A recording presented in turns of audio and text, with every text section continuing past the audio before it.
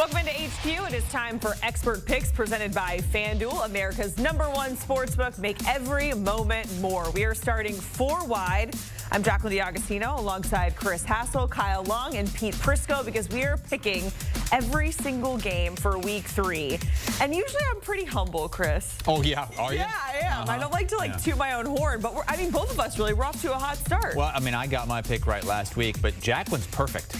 I mean, nobody's better than Jacqueline right now. It's easy to be perfect when you had one Yeah, pick. she's had one play, but it came through. She had the Saints At plus 6.5, and they end up winning by 100 in Dallas. What about our records? Where are our records? Well, we're going to get there in a just second. hold on a second. Here are our week 3 games. It's not as wild in that early slate as it was this past week with 10 games going on in the early slate and only 3 in the late slate. We have 5 late slate games. A little different tweak this week. 2 Monday night games. Let's get to where Pete and Kyle are in the standings right now. Brutal Pete claims that he's making some ground. Pete says, here I come. Well, I am coming. I think I had a pretty good week coming. I had a pretty good week last week, I think, if I'm not saying. Are you sure? Well, I mean, we'll see. If you listen hard enough. Yeah, you can hear okay, Pete 10 and coming around the 7. bend. Oh, Kyle. Oh, I made the graphic. Oh, dear Lord, Kyle. It was a rough week, but you know we had a really good first week. Things like this happen. Wait a second. Jacqueline, why are you on there and I'm not? I don't know. You got to ask the producer. By the way, I'm 1-1. What was that song? Back to life. Back to reality. There we go. Well, you know, it's like being in the stock market. You don't want to panic, okay? I trusted my gut week 1. Week 2, I got killed a little bit. You got to stick with your guns here. Week 3 coming along. Kyle's boom or bust. I mean, you were like 12-5 week 1 and 5-12 week 2. So let's get to it. Thursday night football. It's the Patriots at the Jets. The Jets have not won 2 games in September since 2015. It's also the last time they beat the Patriots in the Meadowlands, Pete. Yeah, and I think this is going to be a tough game for them. I really do. I don't like what they're doing offensively. They did show a little bit of life against Tennessee later in the second half of that game. The Patriots are good on defense. I mean, they gave up some big plays last week, but I think their defense will keep them in this.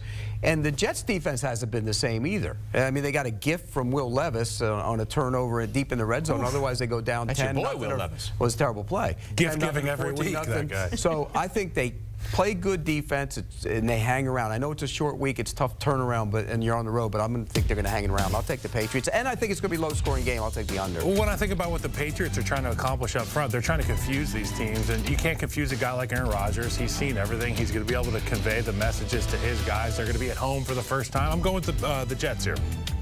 All right, let's go over to the Sunday night game, and we have the Chiefs and the Falcons. And the Chiefs have squeaked out a win in 2 really close calls, and then we saw Kirk Cousins in prime time in that final drive of that game actually show up. I don't know. I would think the Chiefs would be favored by more than 3.5. But what's your take on the line, Kyle, and who are you picking? You know, the 3.5 does stand out to me a little bit, but it's got to be the Kansas City Chiefs. This is a team that goes out and handles business. My only question is, can they stop the run early for this Atlanta Falcons offense? That's what they're going to try to do, Atlanta. We saw them stick to their guns late in the game, and it paid off. Things opened up on the back end. Can't let that happen for Kansas City. And also, Spags has got some real playmakers on the back end. So if they want to get to that game, it'll be interesting to see. But I'm going with the Kansas City Chiefs. Yeah, and one of the things we didn't really see from the Falcons is the pass rush. They don't rush the passer very well. And so that you play Patrick Mahomes, that's always a major concern.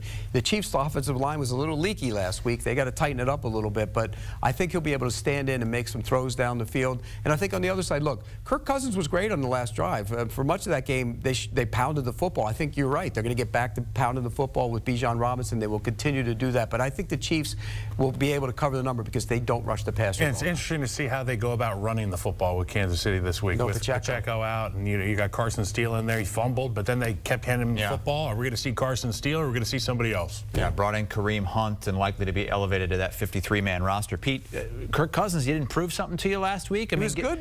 You know what? Should we throw the primetime thing out the window, the big game Kirk? I mean, he showed up. He wasn't very good until that last drive. When he needed to be, he was great. If it wasn't for Nick Sirianni, he wouldn't have had that last drive. So, you know, take it for what it's worth. He's still 4-11 on Monday night, I think he is. I thought it was interesting because Atlanta's playoff chances with 1:50 left in that game were 24%, according to Sportsline. Now they're up to 44 after they won. Send all your flowers to Nick Sirianni from Atlanta. Send them all. For throwing that pass on third down.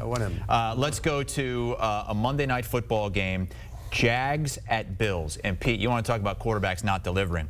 Trevor Lawrence has the longest losing streak in football for starting quarterback. 7 straight L's, and this doesn't look like a good spot for him to get off that schneid. He hasn't won since Thanksgiving, I think, last year. It's not a very good look for your favorite guy, T-Law, even though nobody knows about that. I need you to tell me what you told me yesterday. No, somebody said that too, but What? nobody else says it. Somebody in the media said it. What, called him T-Law? Yeah, nobody else calls him It's that. catching on. The kid started with Jack. She started it. It's T-Law. Well, continue. Well, the stadium, they changed the stadium name during the week. That didn't go very well. This team is a mess right now, and this is a tough stretch for them. They go to Buffalo, to Houston, and they're staring 0-4 in the face. The offensive line is awful. He's been sacked 7 times, 11 hits in 2 games. That's way too many. They're not throwing the ball down the field. They're not playing fast. They're not playing loose. And there's infighting supposedly between the head coach and the general manager. It's going bad, and it's going to get worse. Buffalo's rested. They get a lot of time off. Remember, they played on Thursday night. You go to Buffalo on a Monday night, that place is going to be crazy. I'm going to lay the points and take the Buffalo Bills. Yeah, you can't give the Buffalo Bills extra possessions like you've given these other teams extra possessions the last 2 weeks for Jacksonville. You're just not good enough as a football team to be able to do that. You can't afford that and be able to win. And when I think about the Buffalo Bills, now it's the multiple ways in which they can beat you.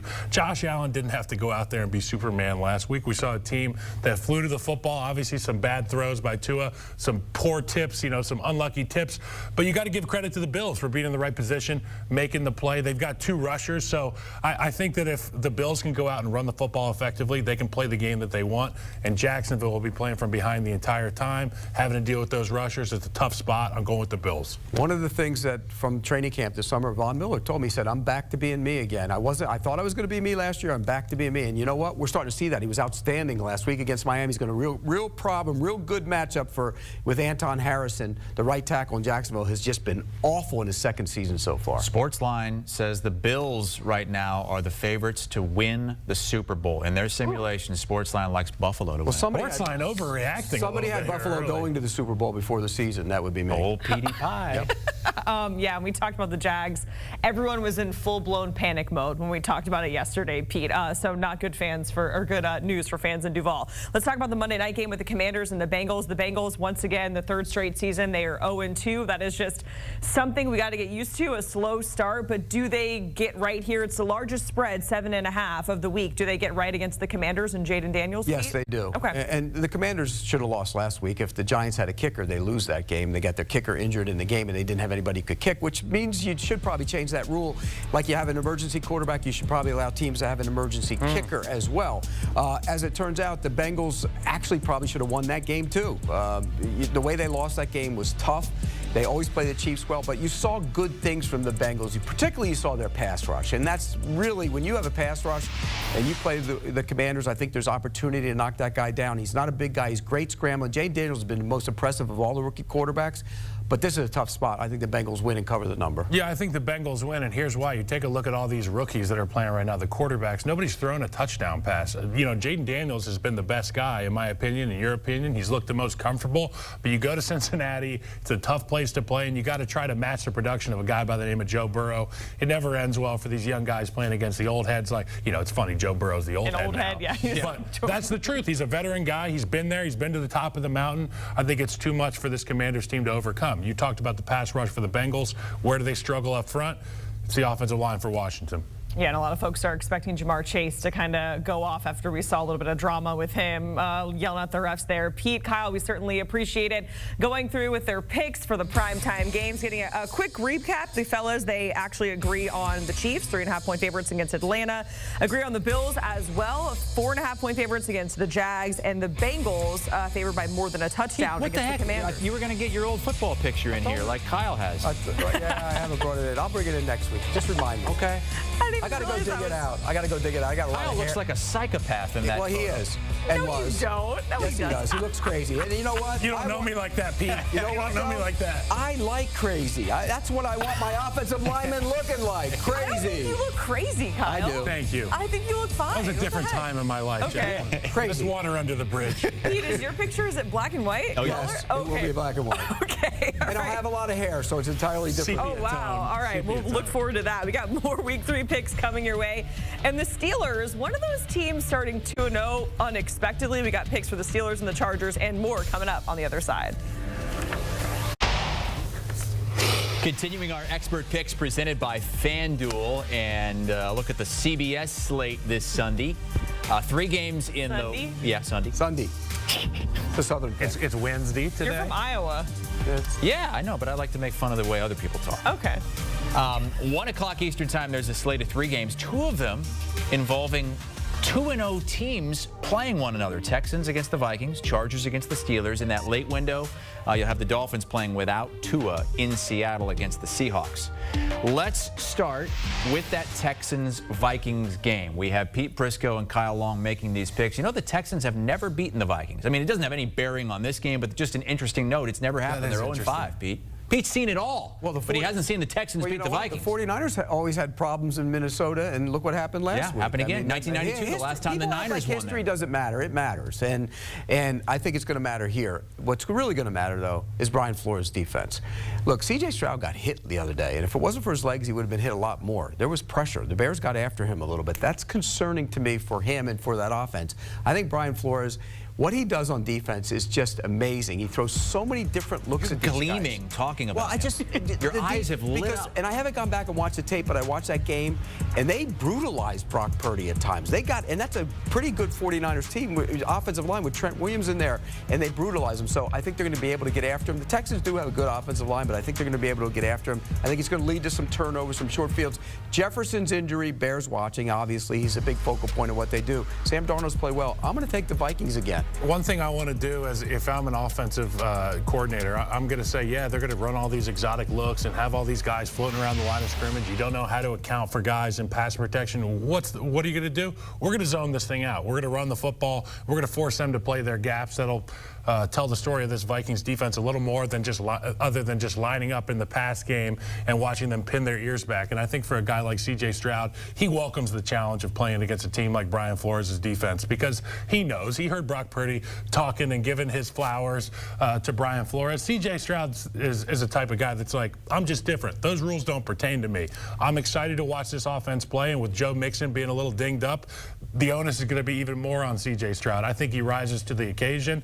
I love the way that group played, and I don't think that the Minnesota defense is as physical as the Chicago Bears defense, which he played in primetime the other night. I think that they are probably better coached. I think the Bears group is more physical. C.J. Stroud's going to be just fine. I got the Texans in this one. It's only a matter of time, by the way, before Stephon Diggs starts complaining about those targets. He hasn't getting a lot of targets yet. You've been saying that since he got there. It's coming. Since playing the his former beginning.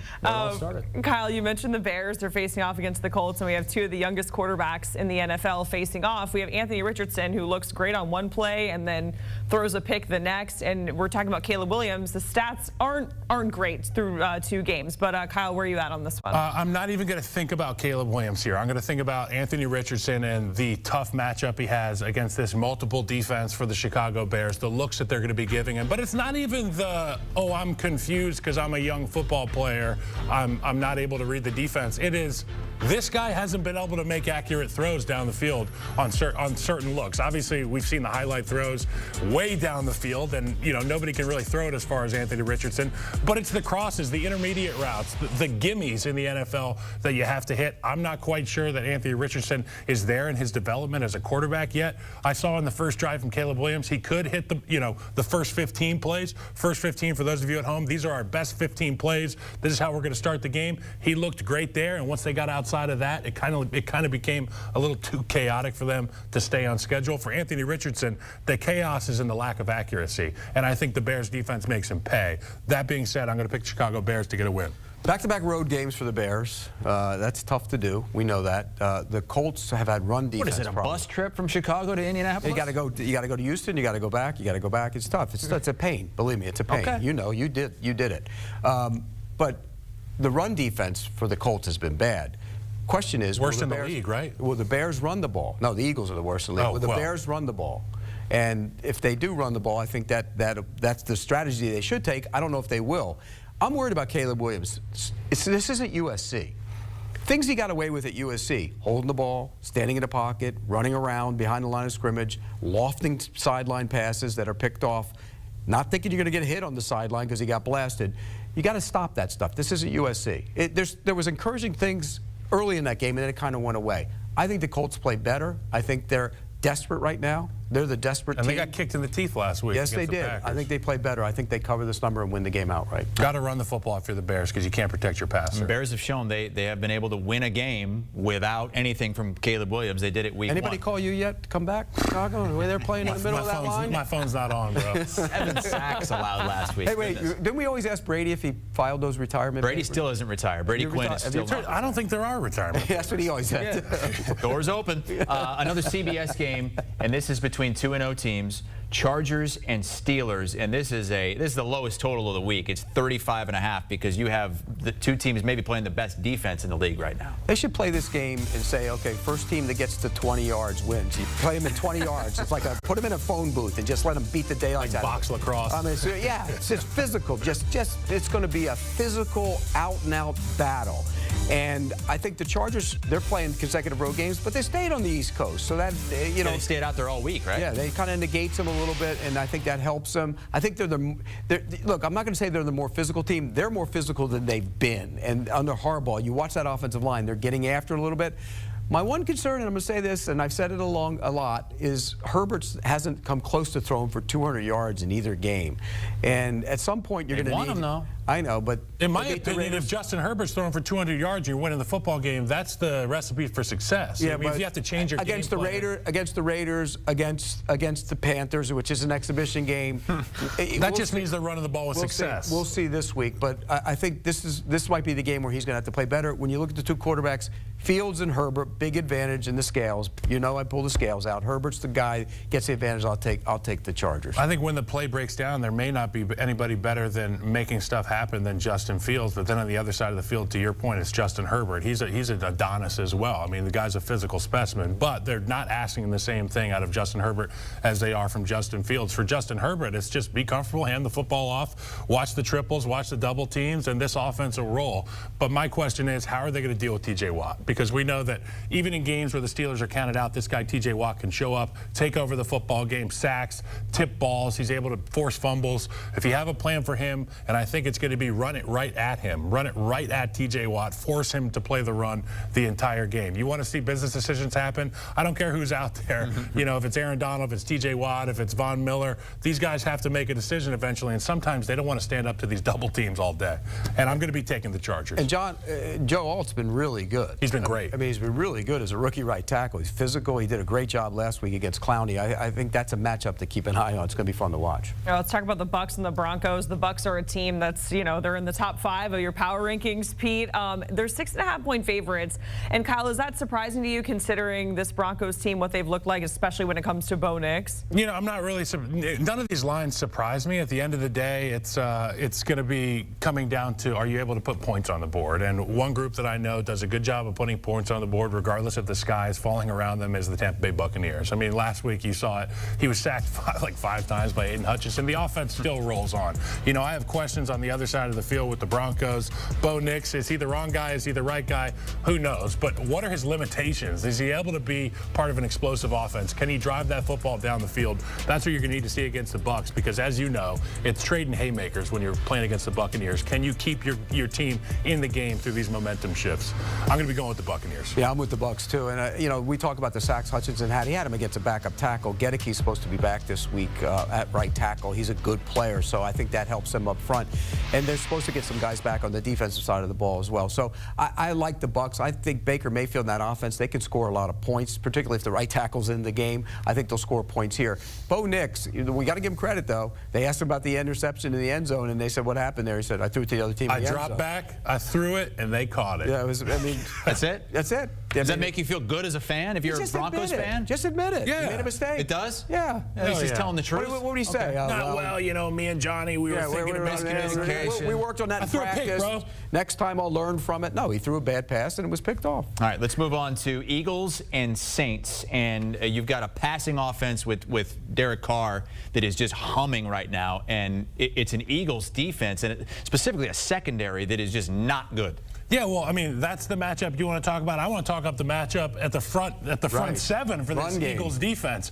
I don't know if they can hold up to this Saints team, and this Saints team's been bullying people early and often in the football games, which opens up that dynamic passing game with Olave and Rashid Shaheed on the outside. There's two receivers. You know, make no mistake about it. There's only two guys. Figure out how to cover them. But the onus is on that front seven for the Eagles. Is Jalen Carter and Jordan Davis, are they going to stand up in the same light that I'm talking about with T.J. Watt? Do they want to, you know, bow up for 70 plays of hardcore Clint Kubiak running the ball inside zone? That's the question. If they can't, then I'm going to pick the Saints because the Eagles haven't proven it to me yet. The Eagles can't stop the run. I mean, you're giving up 7 yards per rush. It's terrible. They gave up 7.8 in the first game. I think it was 6.9 or whatever last. Over 7 yards per rush.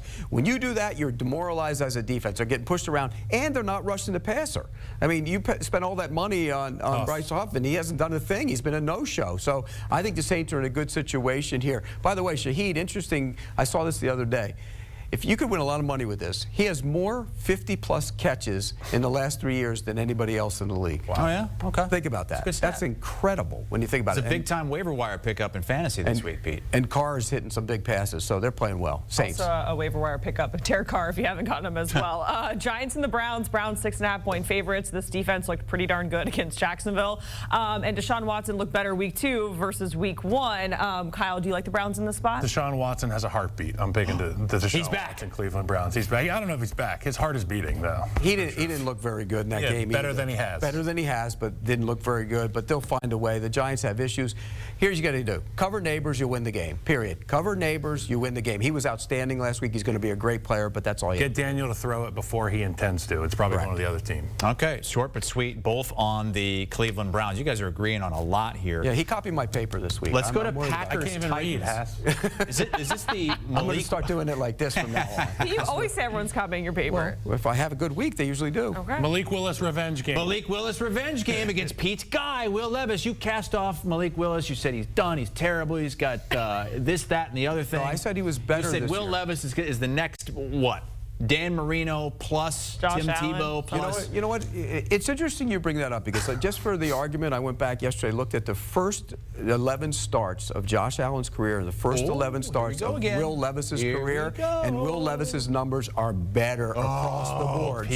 So everybody wants to kill the kid. He's only had 11 starts. It's not like he started 2 years. I love that from you, by the way. Yeah, and so here's the deal. If he can just quit He will die on that hill, no matter what. Yeah, I probably will. Probably before the hill, I'll probably die before that even get to the top of that hill. But by the way, the problem is you got to quit making stupid plays. If he doesn't make the stupid plays, you look at him, you say, hey, he's done some good things. He made some good throws. He made too many stupid plays. He'll stop making stupid plays here. The Packers ran the ball last week.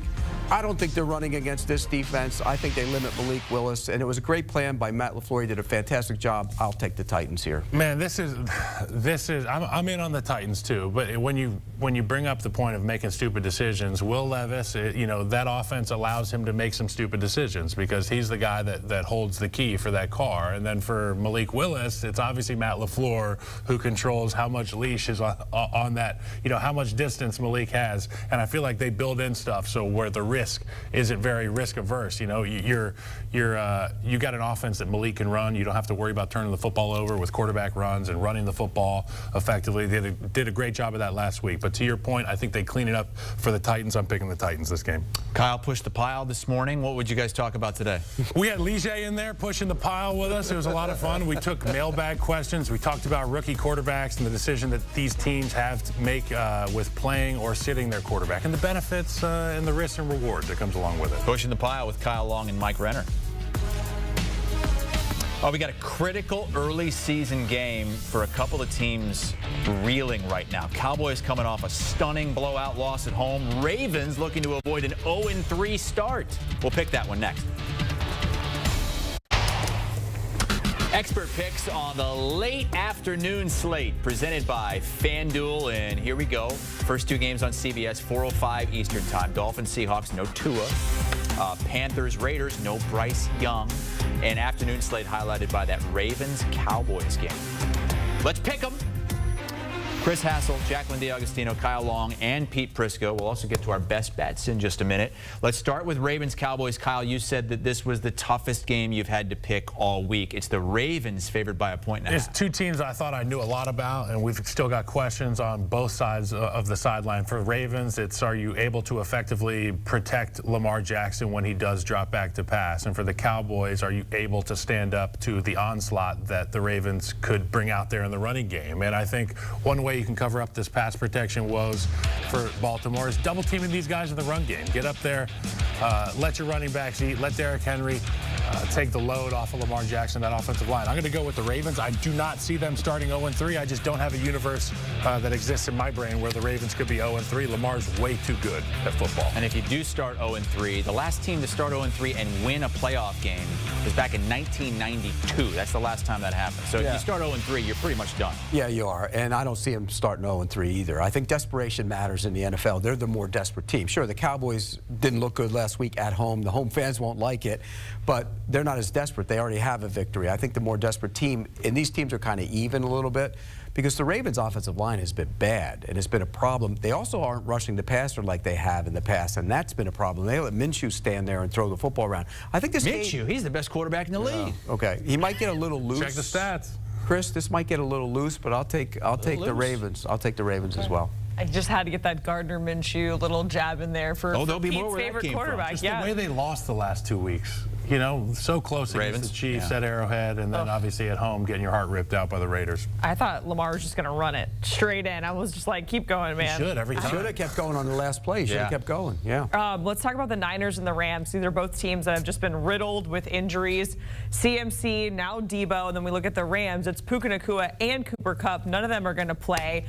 You like the Niners, though, in this spot. Both of you do. Yeah, I'll take the Niners. I think their depth is a little bit better. I think when you look, you know, when you start losing weapons and players, it really impacts the way you play a game. I think the 49ers will be able to manage it a little bit better. Normally, I would take the Rams in this spot, particularly if this number was this, but I just think they're so depleted right now. Now, they're getting some offensive linemen back. That's important, but I don't like what I've seen from them so far. And on the defensive side, they're missing Aaron Donald. Look, they were exposed a little bit last week on the defensive side of the ball, so I think I'll take the 49ers minus the points. When I think about the strengths of the Rams right now, obviously it's going to be their training staff. They'll have their hands full, but, you know, it's Matt Stafford, right? And then you look on the other side of the line of scrimmage, and who's the guy that's going to have his eyes on Matt Stafford the entire day, who's healthy, that's been playing all-world football? It's Fred Warner, okay? And when I think about the Niners, I think about a complete roster. Yeah, they have injuries on the offensive side of the ball, but I trust this roster right now more than I trust this Rams roster. And after the whooping they took last week against the Cardinals,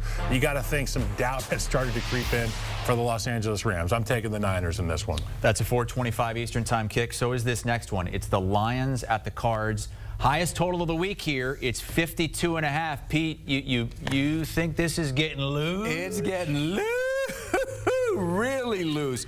Look, the Lions have major problems in pass defense. This was supposed to be the year they spent all the assets. We're going to fix the pass defense. Well, they haven't. Now, you saw a lot of busts last week against Tampa Bay. They struggled the first week to stop the pass. I think they're going to have problems here. I think Kyler Murray is going to hit some shots down the field. And I think on the other side, Arizona's defense isn't very good either. They played better last week, but the Rams were undermanned. I think this is going to get loose, but I like Arizona in this game. I think this number is a little bloated. I think it should be the other way around or even. I'll take Arizona. Kyler Murray, his skill group, they're a little bit underappreciated, I would say, nationally. There's a lot of these groups where we say, well, they got a little all-star unit. The Cardinals have a little bit of everything on offense. And to your point about the Lions, I want to make sure that we understand this offensive line is one that I thought was going to be the best in the league this year. So far, it's been Buffalo. And for the Lions, it's been lackluster up front. That's really the question mark. They aren't able to run the ball at will. There have been at times offensive series where David Montgomery, the Lions, they get things going, but you can't count on them like you have been able to in the past. I loved what I saw from Kyler Murray last week.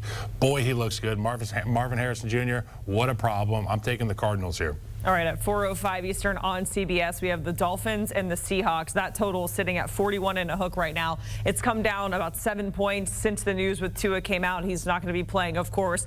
It's Skylar Thompson time.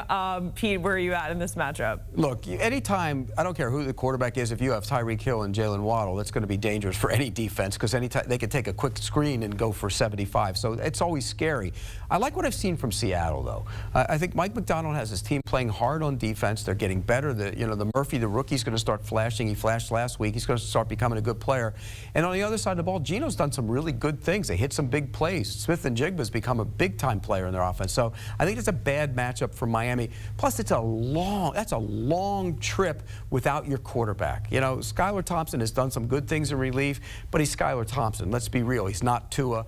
I think it's going to be a problem. I'll take Seattle. Yeah, I mean, and when I think about, to the point you made about traveling so far, you travel so far, and then you show up, it's not rainbows and sunshine. You got to play against the Seattle Seahawks in Seattle. In the rain, probably. This is no easy place to play, and for a young quarterback, I remember we took the Bears to the Northwest to play the Seahawks, and Cutler was out. We had Jimmy Clausen starting. Okay. And I just remember, they got a backup quarterback there in Miami right now. And Jimmy was a good player, National Football League quarterback, but at the end of the day, it's not the starter.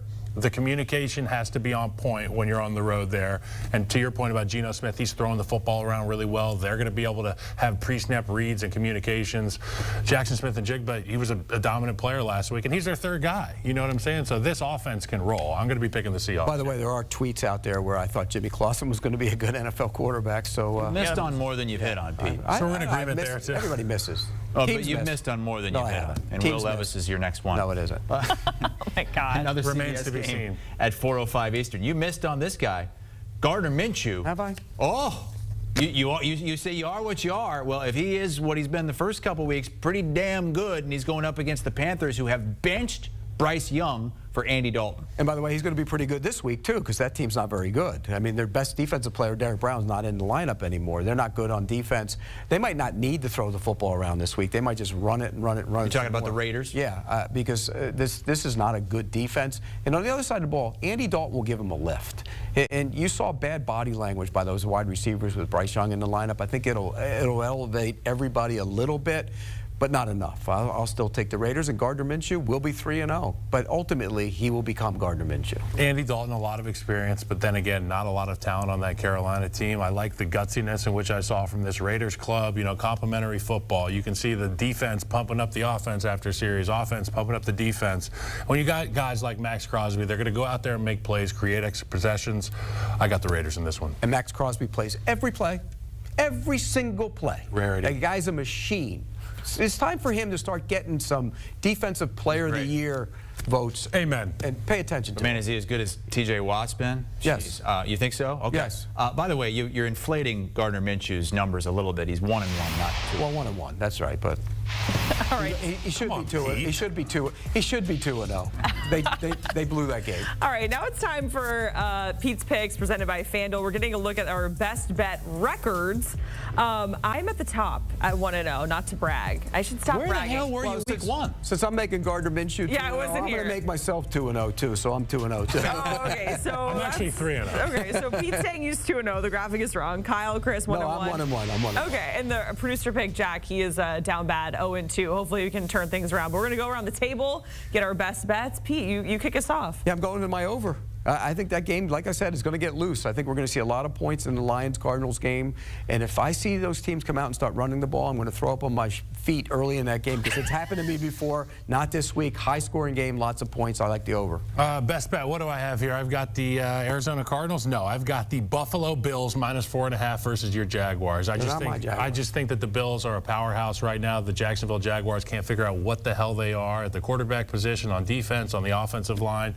Give me the Buffalo Bills. They know who they are. All right, I'm going to do a spicy pick. I did the same vibes. I went off vibes last week with the Saints. I'm going to pick the Dolphins to cover the 4.5.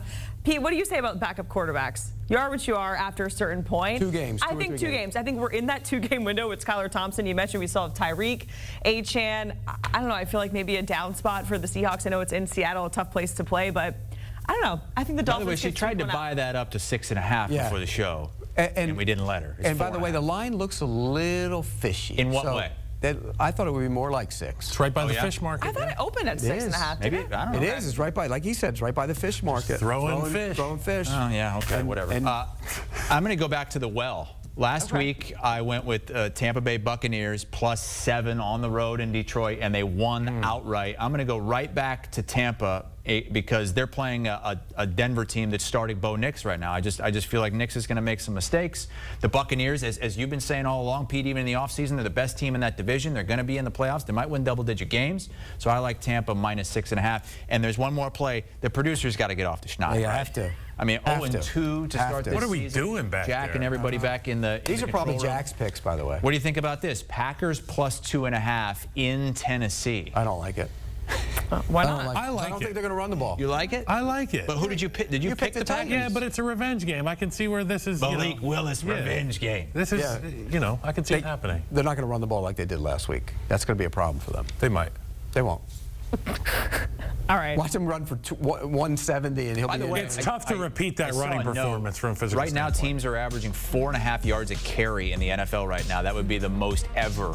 It's not going to continue like that, but teams are running. They're not passing it as much. I No, love because playing teams are this playing league. off coverage and the offensive line stink in the NFL. Here are our best bets. Pete's pick. Look at that. Presented by FanDuel. Lions cards over 52.5. He says that's going to get loose. Good luck, everybody.